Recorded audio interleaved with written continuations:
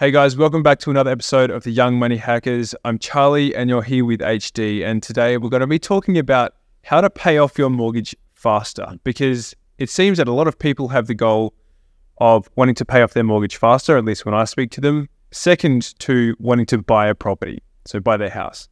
So we're going to go through some of the strategies that have been proven to work in terms of paying off your mortgage faster, outside of the generic advice of just putting in an extra $100 a week into your mortgage and just contributing extra payments. So we're going to go through some strategies today. So let's go through it. Handel, what are your thoughts on this topic? Yeah, of course. I think what we have in store for you guys today is that we've actually got some real numbers to back up our findings.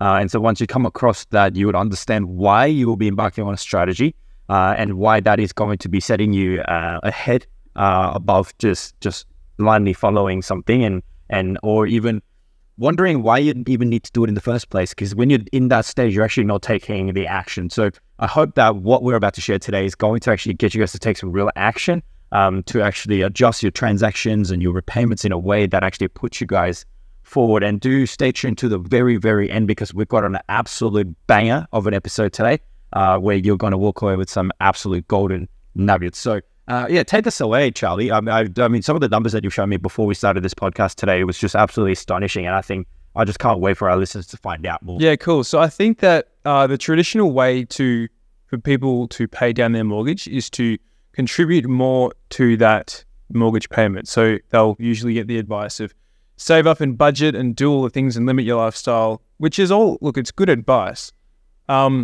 But it's not the only way to go about things. And I want to introduce the idea of payment frequency. And that is, instead of paying the mortgage payment on a monthly basis, which is what people traditionally do, increasing that frequency to a weekly basis. So I just want to show you guys the difference of what that looks like here. So this is where the numbers come in. So on my screen here, I have a Westpac mortgage calculator here with a $500,000 loan. And on here is a 5.99% interest rate, okay? So over the loan period, you can see here that we are paying off $620,000 of interest. Now, if we were to contribute an extra $100 a week, which is $430 a month, to that $500,000 mortgage, we're shaving off 8 years and 3 months off that mortgage, and $200,000, okay? On here, you can see this faded purple area is the original loan term, and this down here is the new loan. This is the result of putting in an extra $100 per week. Okay, so that's pretty good. 8 years and 3 months. And it seems you're saving out under $100,000 in interest as well, the interest payments. Yep, that's right. And that's pretty good, right? That's pretty good result for only putting in only $100 per week into a $500,000 loan, okay? But let's say we increase the frequency of your mortgage payment to weekly, and we don't put in any extra payments, okay? Wow. We now save 5 years and 1 month and $126,000 off that mortgage for no extra money, which is amazing, okay? Yeah. So for a start, that's like a no-brainer in my opinion. If you aren't doing that, like, please do that. Please increase the frequency of your payments if you're someone with a mortgage paying it down. But now I want to show you the result of doing both at the same time. Look at this, $100 a week, paying it weekly. We have 10 years and almost 11 years we shave off this mortgage, and we're saving $260,000. So that is one of the best ways, in my opinion, for people to shave off time from their mortgage without having to dip extra money, substantial amounts of extra money into their pockets to be able to pay for this property that they have. Exactly. And what about things like offset accounts? So with those ones, I feel, depending on the loan product that you have, the offset accounts are usually predominantly for variable interest rate accounts. So if you do have a variable interest account, you can also proportion your loan into 30% on variable and 70% fixed. So if you're borrowing like 500 grand, then you're putting say 200 grand on the on variable and about 300 grand on fixed. Now if you're somebody that's going to have about $200,000 in a bank account on a given point in time, then yeah, that is a good thing to, I guess, pursue. And so with all of that as well, you're actually knocking down your principal as much as you can. And then obviously with the money that's sitting in your bank account, it's not doing anything, but it's just knocking back every dollar that you have, and 6% of it, which is, I guess, better than just holding it in just a regular account where the savings and interest rate is not going to be as high as the home loan interest rate that this deposit is going to come out. So like the products, and I think a lot of these, the way that it's designed is there's a lot of opportunity for us to actually, maximize our savings. What I find is really interesting is all the loan products, when you sign up in the first place, the default setting is monthly payments. Exactly. Isn't that funny how they do that? Yeah. They don't really, that's why I say, like, banks don't care about you. They care about how much money they can get out of you. And by automatically putting you in a monthly payment without showing you that you can do it weekly is really, really interesting. There's a reason they do that. I have, and as you I have seen banks that offer frequency as high as daily, but I have seen banks that do not offer a frequency higher than fortnightly as well. That's what I think about. Yeah, right. Yeah, so I wonder what their motive is, right? Yeah, conspiracy. Yeah, because that's a big difference. But the reason that it does pay off so much faster when you increase the frequency is because the interest on the loan is calculated on a daily basis. Okay, so on the principal, exactly. So the closer you can approximate that daily payment, the less interest you are going to pay. Obviously, sometimes you can't always pay daily, but if you can pay weekly, you're doing a hell of a lot better than paying monthly. Exactly, right? yeah. And as you said before, with offset accounts, they're a good feature to have. I think they're a great feature to have. I think that, if you can use one, do it. But I don't think that there's a law of diminishing return with some of these features. And I think that a mortgage offset account, if you're someone that loves to keep a lot of cash in the bank, great, it's a great option. You're going to save 6% on every dollar that you have in there because that is the rate that you have in your mortgage. But I think that there is better things to do with equity than to have a lot of money sitting in the bank, okay? Like, yes, you'll save some money on your mortgage. You'll save, and you'll speed up that process. But I would use, if I was the person doing this, I would just do those two things that I just mentioned, the bit of extra money off the mortgage and the increased frequency. But then with that equity, I'm not going to have it all sitting in a mortgage offset account. I'm going to use it so then I can purchase another property, right? Let's say we have another property giving us $200 a week, right? Come back to the mortgage calculator, $200 a week. Which is more than achievable. It's not that more than unachievable. Yeah. Well, Pete, this is completely real. Without too much, without having to wait 15 years, by the way. So right now, we are literally cutting, if you guys can see this, $200 per week extra off a mortgage, paying it weekly. We're pretty much halving the mortgage. Wow. Okay. If this is your ideal property that you might want to live in, because you do want to live somewhere nice, you've just halved it with the strategy, like by having the skill of learning how to invest in property. So I think that is a complete no-brainer. I have seen, recently I was working with a client and he's buying a property for about $1 million and he's not putting any down payment. The bank is 100% financing him because he has no mortgage on his home that he lives in, which is unbelievable.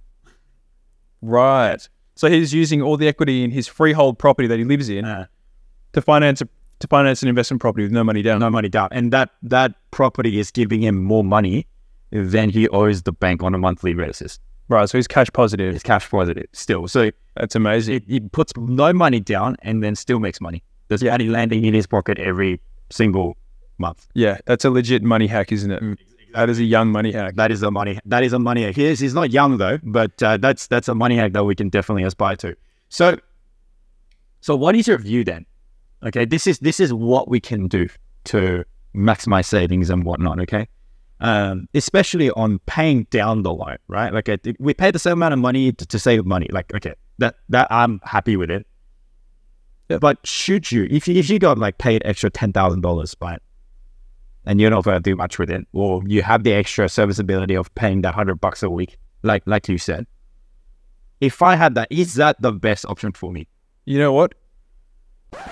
Well, really quick, guys. Property investing can feel like an extremely overwhelming process because it's the biggest financial decision most of us will ever make. That's why we've developed these property investing calculators that are extremely easy to use. All you have to do is put in your numbers and it will tell you if your property investment is profitable or not. But that's not all. We also have a mentorship experience. And that's right. We want to share with you all the juicy details through Young Money Academy, where you can learn step by step on how you can see yourself through to that end goal where you're profitable on all your property investments. We also have free resources available, so check them all out at youngmoneyhackers.com. Now back to the podcast. In the context of purely building wealth, no. Twist, right? Which undermines exactly. So I've just undermined this whole episode pretty much. Basically. Right? Because what I want people to understand is that, like, there's a lot of people that would love to not only buy a house but want to pay it down faster. That's kind of the Australian dream. Yeah. So I want to help people do that if that's what they want to do. Totally happy for you to do that. Personally, though, I always ask myself the question of where is my money working the hardest? Where is my serviceability giving me the best opportunity? And I mean, this has been mentioned in many finance books, but it's not in your primary place of residence. Yeah. It's in it's in a property that's going to give you a return. And that may or may not be your primary place of residence, but it's usually something that you're not going to be living in. Mm. It's usually something that you've bought with the intention of building wealth, whether that's a big property or a small property. Mm. So to answer your question, yeah, I would look for a property that I can maximize long-term cash flow with. Mm.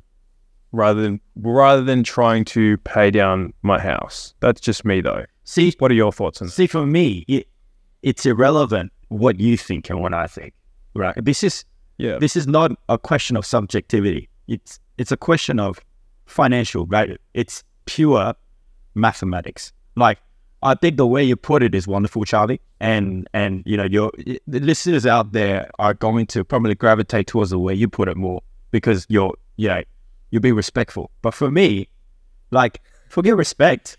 If we're going to be all poor and on the streets, right? Screw that shit. If we're going to be paying the big guy upstairs all the fucking time because we're dumb, right? Like, we've established how banks they will, on their fine print, say we're calculating interest on a daily basis and put you on a default program where you pay a monthly repayment, where for 30 days, you basically let it accrue interest on the amount that you've shaved down 30 days ago, and then it lets you pay, which mathematically puts the casino at the winning end. The house always wins, right? The house always wins. Yeah. So in that line of thinking, what I say is this: if $100, let's say, goes into your mortgage, right, then that reduces you paying interest rate on 6% of that $100. Right, or 5.5% on the $100, depending on which loan product you between 5 and 6% is what's going on right at the moment. Great, that's good for you. That's the best you can do. But there are options out there, and then this whole podcast is dedicated to finding, procuring, and securing those options where $1 spent is going to give you more than 6%, because that's the whole idea of positive gearing, isn't it? Right, so. With that money, you're actually paying the opportunity cost rather than going for the opportunity if you put it into a mortgage. So it's not always that you make $2 and you can put that straight into property. No, it's not like that. So that's where I would probably, from a mathematical and objective standpoint, suggest people to have small redraw facility, small offset account. So you proportion your account in a way that you've got, let's say, you're acquiring like $300,000, $400,000 properties on a regular basis. Boom, boom, boom, boom, boom. You're buying them. Every time you buy, you're making more money. Yay, life is good. You listen to Young Money Hackers, you subscribe. You love Handol and Charlie, and life is great. Yeah, that's what you want to do. Then you probably need an offset account to about 80 grand or so, right? So that money will get saved up to about 80 grand, and until that accruing happens, which will happen over a period of time. Won't happen overnight. It won't happen, over 10 years, but it'll happen, over time. that could potentially offset your repayments for that period, right? So if you're getting like a $400,000 loan, I wouldn't get I wouldn't proportion variable interest on offset account for any more than 80 grand, right? Because you're buying this kind of asset. You got to know your plan, how it works for you, right? And once you've done that with one property, any subsequent property, you can either fix it or put it on entirely variable, depending on how you speculate interest rates are going to change in the future. But based on that, you can then build up that equity, build up that, I guess, and you know what, your properties are also building equity as well. So you might not need a full down payment for your next property either way, depending on how many properties you got. Even if you got one property, you can still, draw from the equity of that if you wait about a year, or you can do a capital work to actually improve the quality of the property as well. There's a lot being unpacked here at the moment, but it's another option. Yeah, but the thing is, because you're able to procure assets, you probably procured your first asset, right? If it wasn't a home that you lived in, but if it was an investment and you followed what we're talking about here in our podcast, right? And what we stand for as young money hackers ourselves is you probably bought that property because it beats the liability that you owe on that property. In which case, yes. So you're talking about an investment. Exactly. So in which case you've already unlocked an investment, which can yield higher results than what you pay to the banks, what you are liable to the banks. So then why wouldn't you just... So you're saying... Keep that rather than park it. Exactly. So what you're saying is the paying down a mortgage is not the best option. No. Objectively, if you, from a completely objective standpoint, looking at numbers, nothing else, take the emotion out of this. Okay. From an objective standpoint, you're better off investing to get the highest return on your money rather than paying down, the mortgage, paying down the, having the offset account with a lot of cash sitting there, not doing nothing, but not essentially getting you as much as it could be. Mm-hmm. Exactly. Right. Because like you said, it's like the banks, we're trying to beat the banks. The banks, they're making 6%. Well, yeah, we could save the 6% that we would otherwise pay in an offset account, but we want to try and beat that. We want to try and invest to get higher returns than that. That's when we have the edge and we're going to get ahead of them. Exactly. And the majority of people who have that goal of paying down their mortgage faster. So I think you made a really good point there, Handel. It's really cool. Like, controversial, yes, but it's not I guess it's not a common skill that people will have. Not everyone knows how to invest in property. I refuse to believe that it's a controversial notion. I mean, you understand this as well. You're not doing this. You embark on the same strategy as what I just talked about as well. We both stand for that strategy, and we're not embarking on this strategy because it's controversial and it gets our blood pumping. We're only doing this to make another buck. You know what I mean? We're only doing this so that the math works out in our favor when we do something. When we exert a unit force of effort out there, we want it to come back with a positive result. That's what we go for. You know what I mean? Exactly. So you're right. We're not trying. Exactly. I agree. We're not just here stirring the pot because it doesn't get us paid. You know what I mean? Yeah, exactly. We need to actually embark on a financial strategy that actually makes sense. Now, this all makes sense and becomes possible if you are able to unlock higher returns than what you owe to the banks. And another thing is that I think people are very scared to not pay off their mortgage. They forget that it's actually not all bad to have a mortgage. Having that debt there is not always bad. It's just the alternative is paying off your property and having all this equity sitting there doing nothing when it could be servicing your lifestyle and literally giving you a better lifestyle.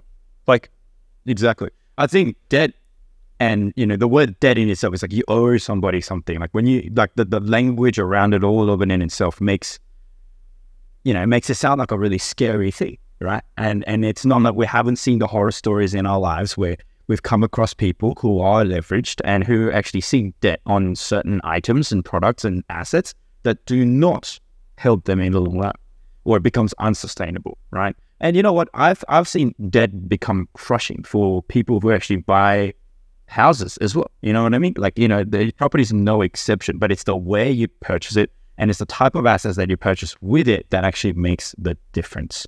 So I think good debt is what we're all searching for out there. And good debt is then be able to finance a purchase of an asset that enables your debt to be sustainable and serviced And that's the kind of assets that you want to be seeking with the debt you are seeking. And so as long as you're confident on the assets that you're buying, based on mathematical data, not based on how much you love it and how much emotionally you're attached to it, because that's not really going to get anyone rich, really. But more importantly, based on numbers and calculations, then having debt is power. It's a tool for your success. 100%. That's so well said. Like, debt has a bad connotation. Consumer debt is something you want to minimize at all cost. That is a debt that will ruin your lifestyle. That'll keep you trapped. It's also bad when you do over leverage. There are people, unfortunately, that they didn't do the numbers properly and they have gone into too much debt, like good debt, but they didn't focus on how well they were able to service that, which is the main thing, like what you just said. So good debt is just buying something where the money that it is paying you covers the cost of that debt. That is the game. That is literally the game here. That's right. And your house can be a good tool for that. If you have a house that is freehold, it just means that you have opportunity there that you should be using rather than having it sit dormant in equity doing nothing, Exactly. in my opinion. Exactly. Guys, visit youngmoneyhackers.com. You're going to get lots and lots of resources there if you would like to unlock investments that will set you ahead, okay? So that you can have good debt like the ones we've talked about today. Then this is a podcast that you want to tune into. Make sure to like, share, subscribe, and make sure to put all the noties on as well. And we will see you next time.